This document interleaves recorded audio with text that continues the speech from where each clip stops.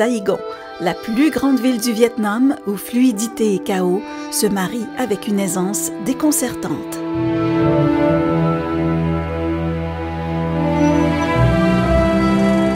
Autant de motos en un seul endroit est un spectacle qui n'a lieu qu'ici.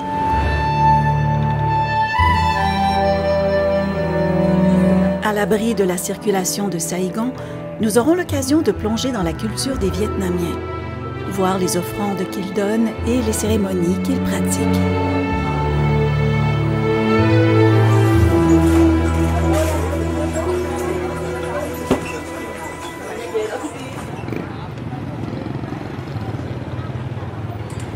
Nous arrivons au marché chinois de Saigon, à Cho Lon. Dans ce marché centenaire, on y trouve de tout. Du poisson séché aux fruits frais, sans oublier les plantes médicinales traditionnelles.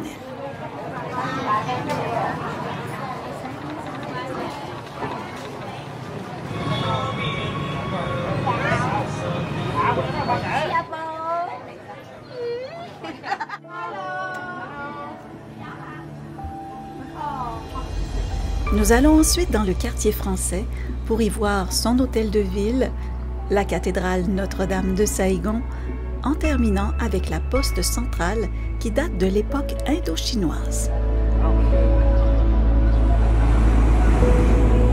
Nous terminons notre soirée avec une douce croisière qui nous fera voir la ville sous un angle complètement différent.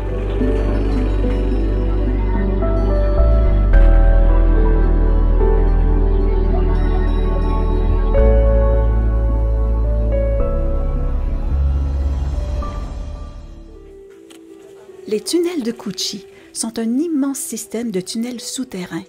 Initialement créés par le Viet Minh sous l'Indochine française, ces tunnels ont été considérablement développés lors de la guerre du Vietnam pour atteindre environ 250 km.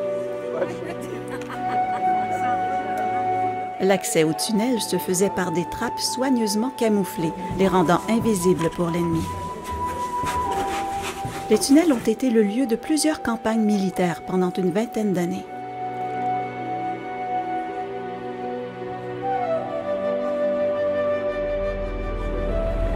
Après les émotions des tunnels de Cu Chi, nous vous invitons à bord du Bassac, une expérience unique à Route du Monde en privé pour notre groupe. Une ancienne barge de riz convertie en bateau de luxe entièrement fait de bois de teck. Notre croisière sur le Mekong commence maintenant. Relaxez sur le pont, dégustez les savoureux plats qui sont servis par l'équipage du bateau et après une petite sieste en après-midi, nous allons visiter quelques villages pour faire la connaissance de ses habitants.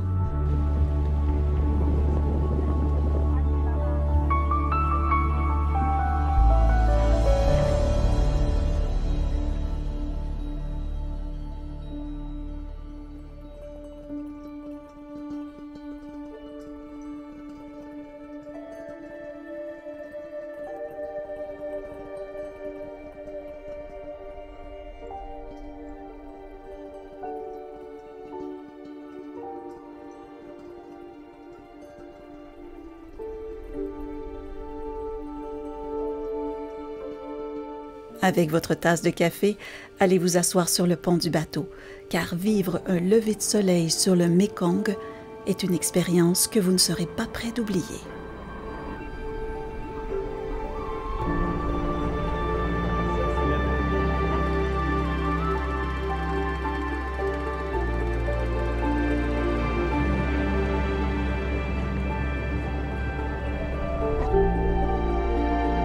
Un des plus beaux et authentiques marchés flottants de l'Asie du Sud-Est est celui de Can Tho.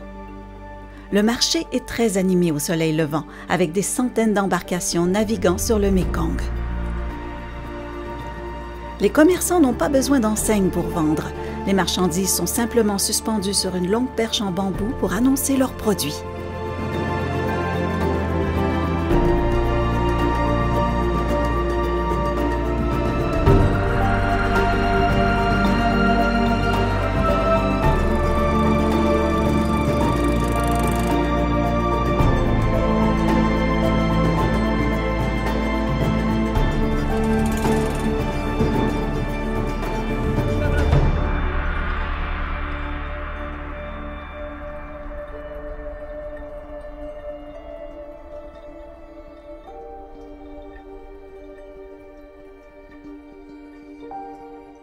Situé à 1500 mètres au-dessus du niveau de la mer, Bana Hills et son fabuleux Golden Bridge nous attendent après une douce montée en téléphérique. Nous sommes arrivés au centre du Vietnam.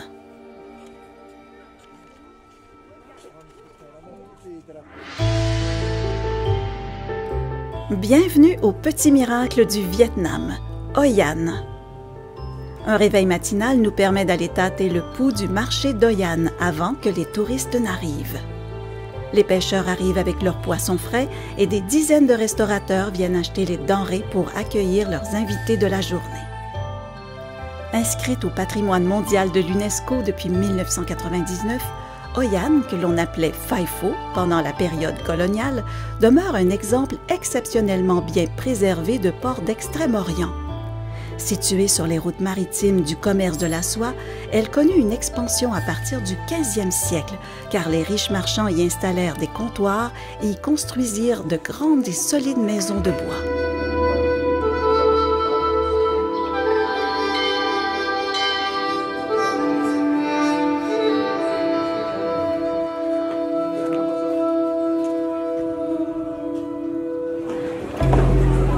La ville de lanterne, Hoi An, mérite amplement son surnom de la Venise du Vietnam.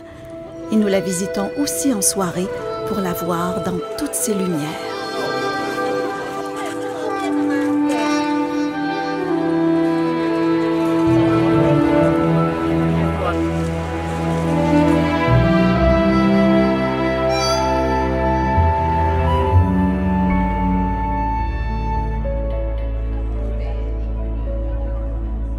Qui dit Vietnam, dit bonne bouffe.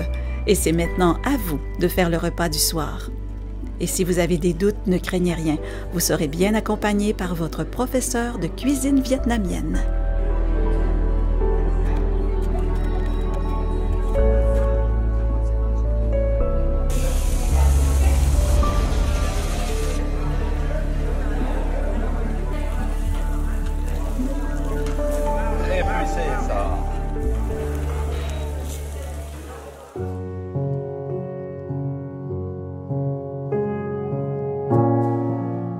Une promenade facile en vélo dans les rizières du petit village autonome de Trac Huê vous ravira par ses paysages et sa tranquillité.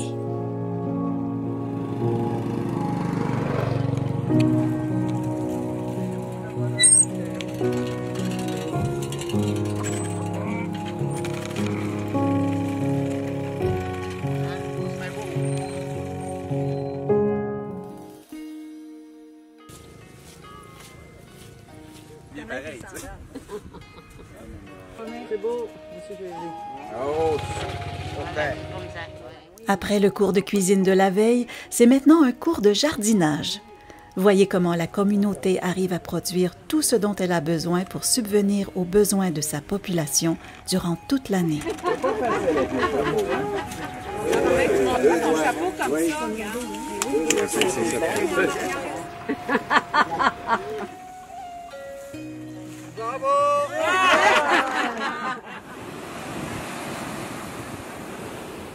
Après tout ce dur labeur, un repos bien mérité s'impose.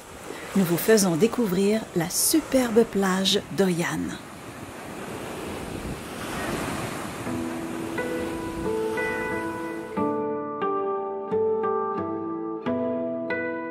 En direction de Hue, nous nous arrêtons à la montagne de marbre, un véritable phénomène de la nature, avec ses paysages sereins en bordure de mer. Arrivés au sommet, nous nous promenons à travers plusieurs sanctuaires et pagodes bouddhistes, certains se trouvant même à l'intérieur de grottes naturelles.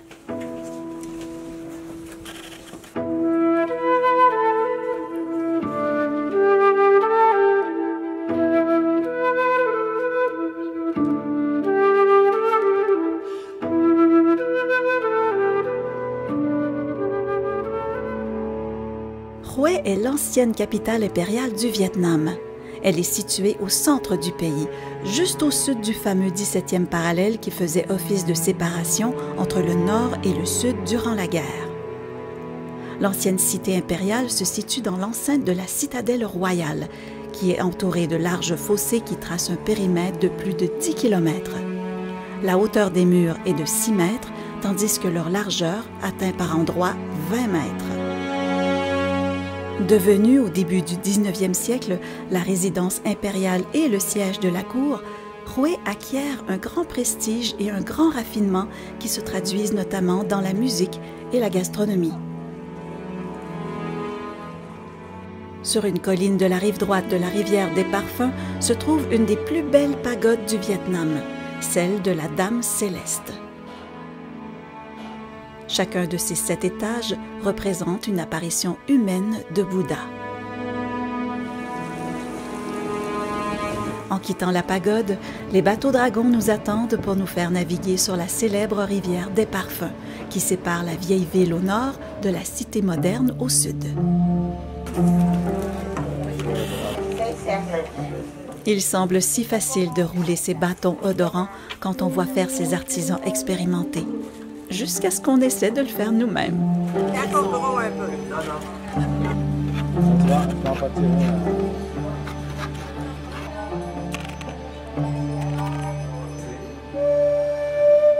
Après l'encens, c'est la calligraphie. On dit qu'elle est bien plus qu'une technique de peinture. C'est le perfectionnement moral et culturel que le calligraphe cherche à atteindre dans la pratique de cet art.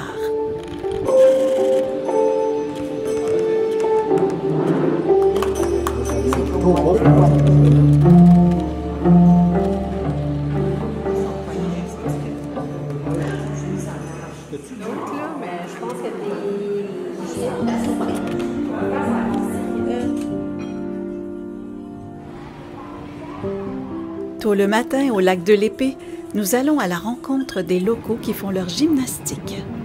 Peu de voyageurs connaissent ce rituel quotidien des habitants d'Hanoï. Et pourquoi ne pas se joindre à eux pour une séance d'aérobie?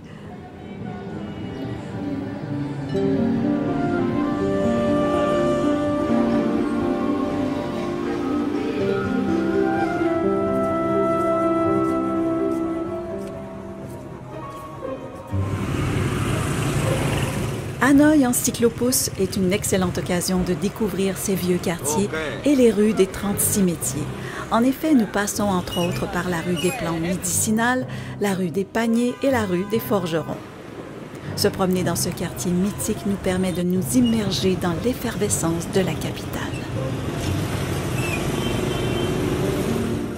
Selon la légende, le général Li Loi aurait reçu d'un pêcheur une épée repêchée dans le lac. 10 ans plus tard, après avoir réussi à chasser les Chinois, il est abordé par la tortue, qui lui réclame l'épée au nom du roi dragon, ancêtre mythique du peuple viet. Li Loi comprend alors que l'épée était un mandat du ciel pour chasser les Chinois du pays. C'est donc ainsi que le lac sera baptisé le lac de l'épée restituée.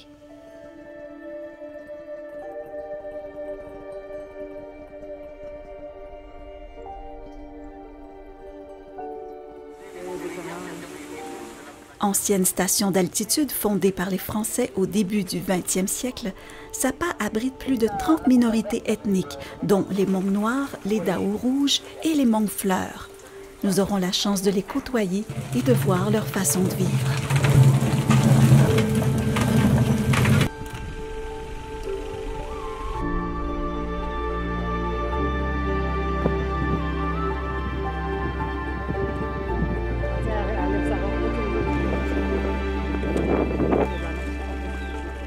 En faisant une promenade entre 2 villages rapprochés, nous avons l'opportunité de marcher et d'échanger encore plus avec eux.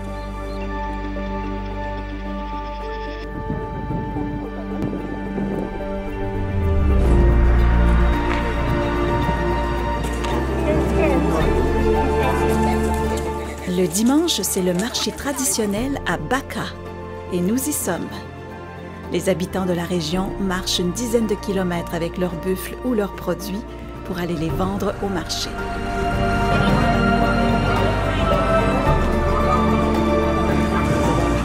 La majorité de la population est constituée de Hmong fleurs, ce qui donne le ton à ce marché si animé et coloré.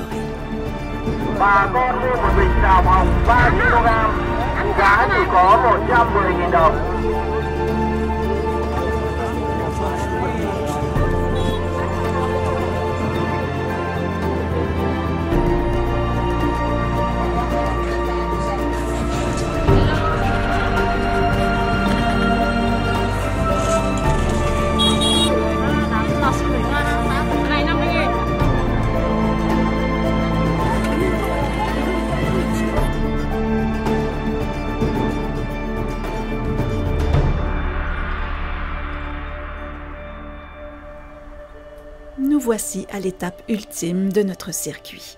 Un séjour exceptionnel de 2 nuits sur une magnifique jonque.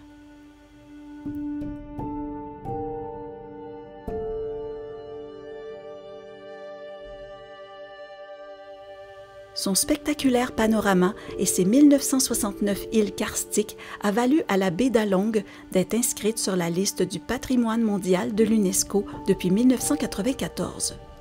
Ce site a aussi été élu en 2011 l'une des 7 nouvelles merveilles de la nature.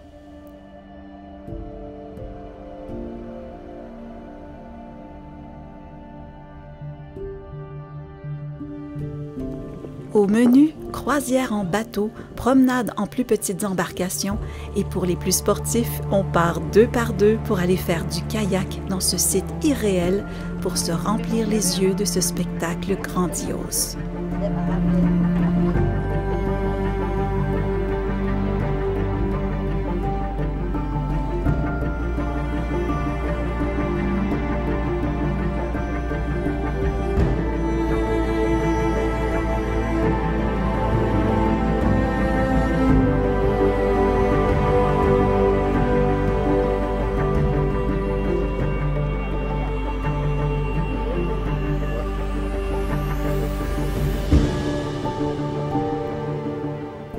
C'est avec regret que nous quitterons cet endroit magique. Mais avant de partir, nous ferons un dernier souper sur le bateau, dans ce décor inoubliable.